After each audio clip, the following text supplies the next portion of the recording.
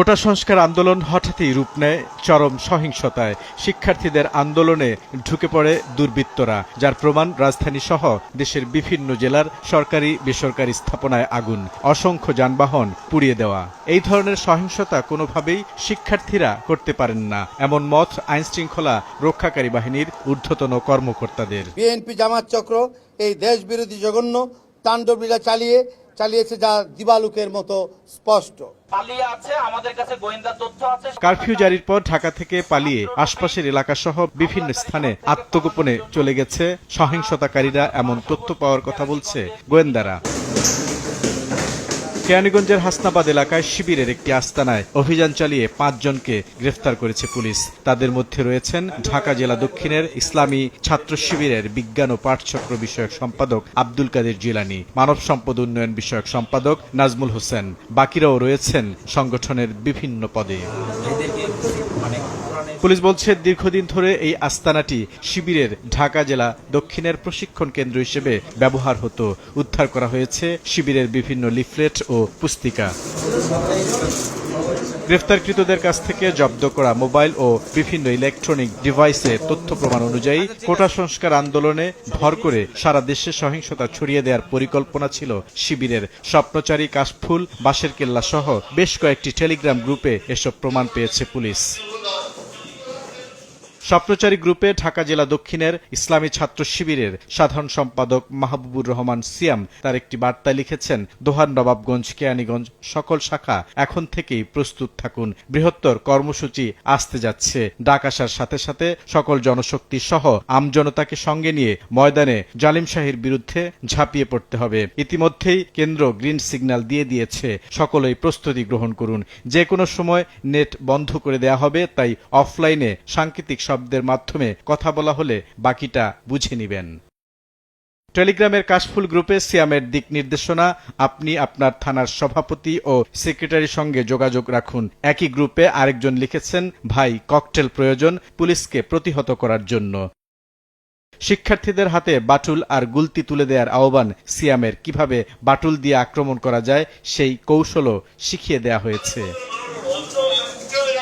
আন্দোলনকে উস্কে দেওয়ার মতো অসংখ্য অডিও বার্তা এসেছে পুলিশের হাতে। একটি অডিও বার্তায় প্রবেশ মুখ বন্ধ করে ঢাকা অচল করার নির্দেশনা রয়েছে।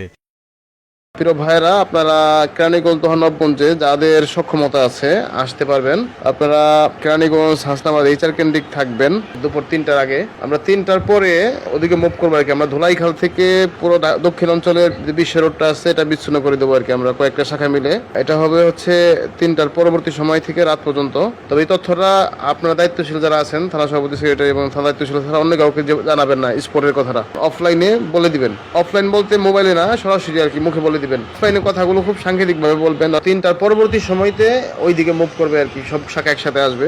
এখন ছাত্ররা আছে, সাধারণ ছাত্ররা ছড়ানো আছে। তবে আমাদের মূল আন্দোলনটা হবে ৩টার পরবর্তী থেকে শুরু করে রাত পর্যন্ত। রাত্রে আপনারা অবগত আছেন, গতকাল ভাইরা করছে, এগুলো বলার দরকার নেই। বাইরে যাত্রাবাড়ি এলাকা, শনি রাকড়া এলাকা দেখছেন রাত ১২টা, সাড়ে ১২টা, ১টা পর্যন্ত ভাইরা অবস্থান নিয়েছিল। জগন্নাথ বিশ্ববিদ্যালয় শাখার সঙ্গে সমন্বয় করে বড় একটি আন্দোলন করার পরিকল্পনাও ছিল তাদের। কেরানীগঞ্জ অঞ্চলের ভাইরা প্রস্তুত থাকবেন, আপনাদেরকে একটি টাইম দেওয়া হবে। আমরা শুধু ঢাকা জেলা দক্ষিণ নয়, আমরা জগন্নাথ বিশ্ববিদ্যালয়ের সাথে সমন্বয় করে আমরা এই কেন্দ্রিক একটি আন্দোলন করবো আর কি, ইনশাল্লাহ।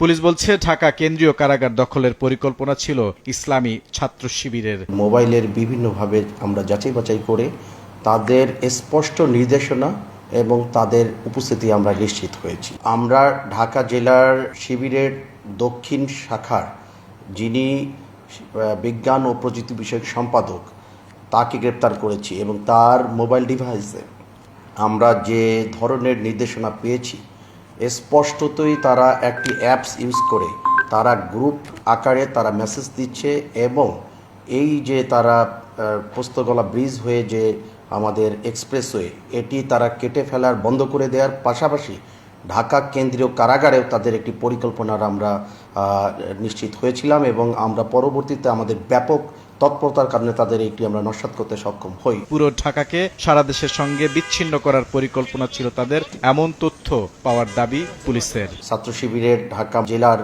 দক্ষিণের যিনি সেক্রেটারি, তার ভয়েস মেসেজ থেকে আমরা এটি নিশ্চিত হয়েছে যে আমাদের কাছে যে ইন্টেলিজেন্স ছিল এটি সত্যতা প্রমাণিত হয়। তাদেরকে জিজ্ঞাসাবাদেও আমরা যেটা পেয়েছি, তাদের টার্গেট ছিল ঢাকার প্রবেশ মুখগুলো বন্ধ করে দেওয়া এবং সারা দেশ থেকে তাদের সন্ত্রাসী, তাদের দলীয় কর্মীদেরকে তারা এখানে এনে জড়ো করেছিল এবং জড়ো করে তারা ঢাকার প্রবেশ মুখগুলোকে বন্ধ করে দেওয়ার এবং এখানে অরাজক পরিস্থিতি সৃষ্টি করা, ধ্বংসযজ্ঞ চালা, এইগুলোই তাদের পরিকল্পনা ছিল। কেরানীগঞ্জে আরও বেশ কয়েকটি শিবিরের আস্তানার খোঁজ পেয়েছে পুলিশ।